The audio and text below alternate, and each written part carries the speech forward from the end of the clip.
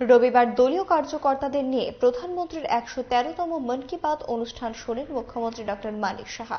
রাজধানীর বিজয় কুমার বালিকা বিদ্যালয়ের মিলনায়তনে এই উপলক্ষে অনুষ্ঠান হয়।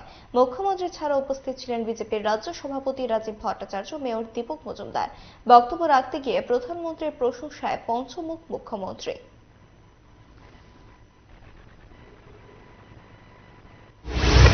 আজকে উনি বলছেন আমাদের চারটি জাত আছে, যার মধ্যে যুবক শ্রেণীর বিষয় উনি বলছেন যুবক, মহিলা, কৃষক এবং গরিব, চার জাত আমাদের কাছে আসলে জাত নাই। আপনি যুবকদের নিয়ে উনি কথা বলছেন, যারা আইআইটি স্টুডেন্টদের সাথে কথা বলেছেন যে 23 অগাস্ট আমরাও জানতাম, আজকে জানলাম যে 23 ন্যাশনাল স্পেস ডে হিসেবে পালন করা হয়েছে। সেখানে ওদের সাথে কথা বলবো চন্দ্রযান 3 যেটা সাফল্যের সাথে সেটা উৎক্ষেপণ হয়েছে, সেটাকে সামনে রেখে ওদের সাথে কথা বলেছে আর কি কি আইডিয়া হতে পারে।